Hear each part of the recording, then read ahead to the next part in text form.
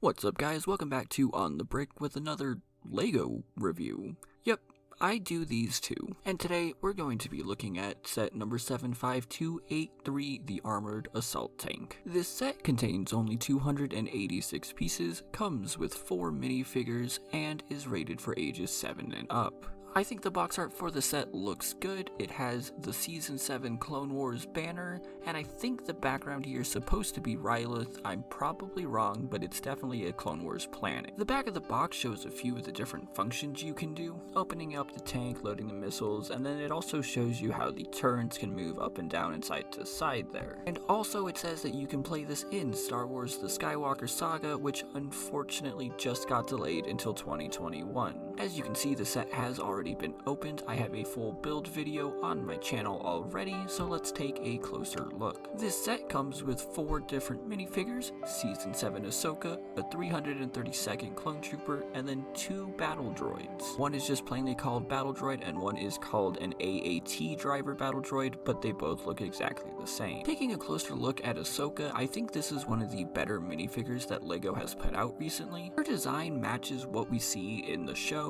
but unfortunately, because it is LEGO, there's not really any toe printing, and there's absolutely no printing on the sides. I would have really liked to see printing on the arms at least. The head here is not like the original Clone Wars style. This is an updated, more realistic look, and if you take the headpiece off, you'll see that, well, mine kinda got stuck around the actual head, but once I managed to pry that off, it is a 2-sided head. She has a happy expression and this angry expression. With the headpiece off, you do get a better look at the design. Again, I think they did a fantastic job with Ahsoka, and it is easily my favorite part of this set, even if it's not as detailed as I would like. On the flip side of that is the 332nd Trooper, and I'm gonna be honest here, I do not like this guy. I don't think he looks good at all. And if you are new to my channel or you haven't been around too long, I primarily focus on customs, and compared to those, and I will compare it to those, this is just pretty bland. There's just not much detail going on at all in terms of the front of the body. There's absolutely nothing on the sides at all, and the back of the torso isn't even entirely accurate, as that center box should be blue. One of my biggest gripes with this minifigure is the extreme lack of detail on the helmet. For troopers that featured so prominently in Season 7, it's kinda sad to see this. The shade of orange is way too bright, and there just needs to be more. When it comes to the battle droids, there's not too much to say here. Despite the different names, they are both exactly the same. They both feature the olive green bodies along with the printed heads. It's the same exact figure that came in the 20th anniversary set last year. And here is the actual AAT itself. Like I said,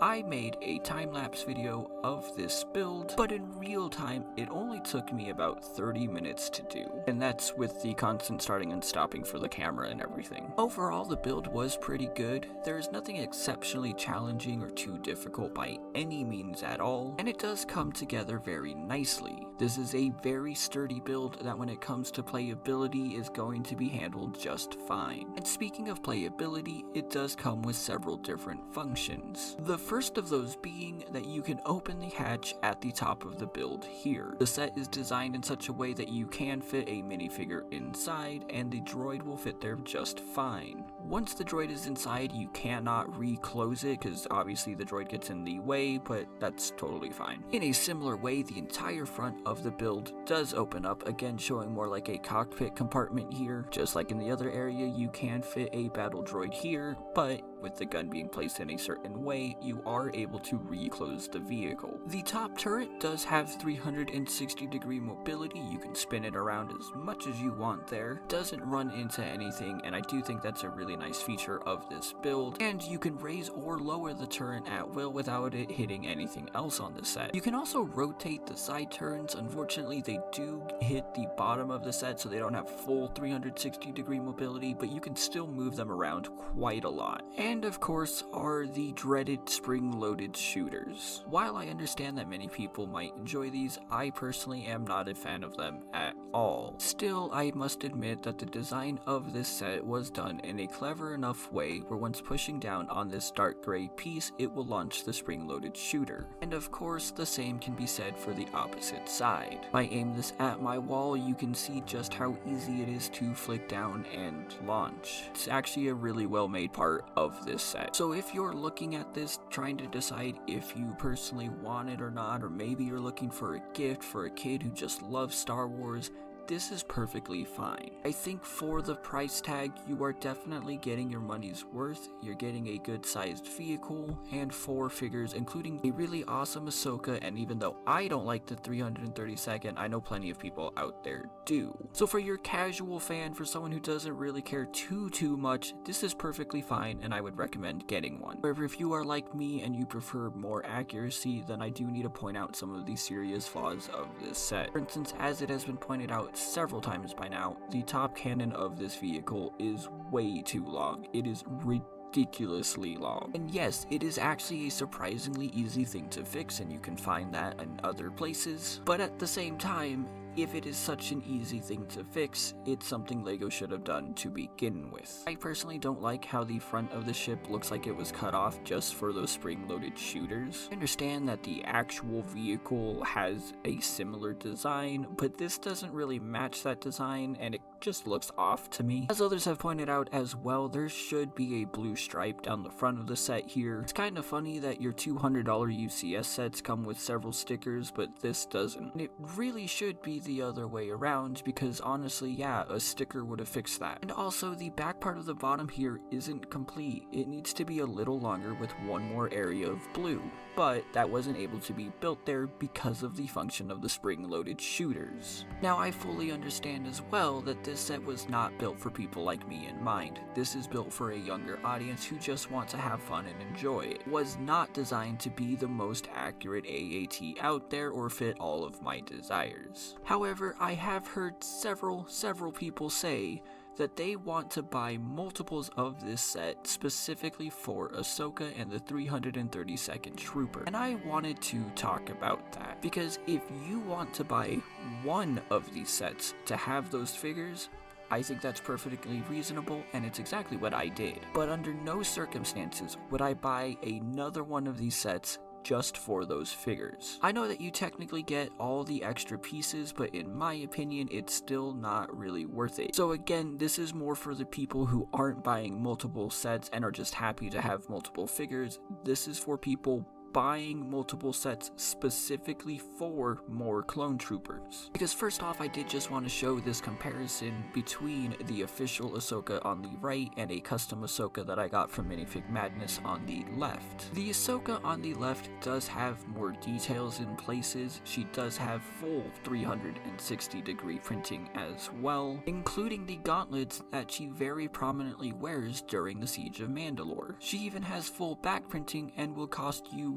less than to buy another set. But when it comes to the 332nd Troopers, there are much better options out there. If you're willing to put in the money to buy a new set, another $40 just for a figure, then I encourage you to not do that and instead buy customs. Here are 2 different 332nd Troopers that I have. The one on the left is from DC Custom Clones on Instagram, and the one on the right, of course, is from Clone Army Customs. And right off the bat, I hope you can see the differences. Even the legs have much more detail than the extremely bland LEGO version. The torsos are more accurate in their representation as well, and of course there is arm printing too, something that I'm very baffled LEGO left out. Both the custom figures are 360-degree printed, meaning that they have printing on the sides of their legs and torsos, and the back is also accurate as they actually have the correct color. And the biggest difference here is obviously the helmets, which is kind of what makes this figure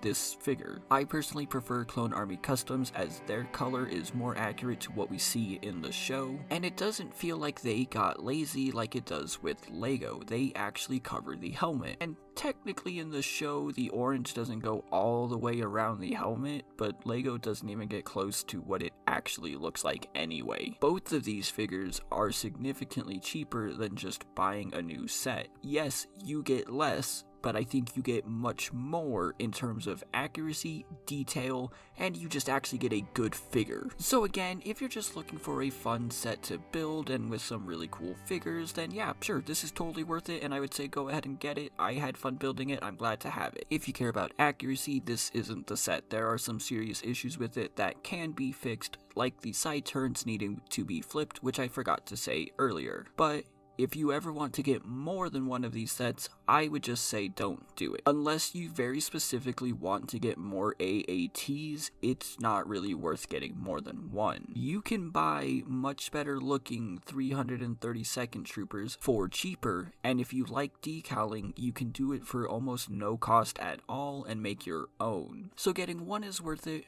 but more than that, spend your money elsewhere. Like maybe for only $1 a month joining me on Patreon to help make more videos like this possible. And if you join at the $3 level, then your name will appear on screen like these wonderful people. Let me know your thoughts on the set and the figures in the comments down below. Remember to like this video if you liked what you saw, and if you haven't already, please do consider subscribing. Thank you so much for watching. I have my favorite minifigure coming up on Sunday, and I will see you then.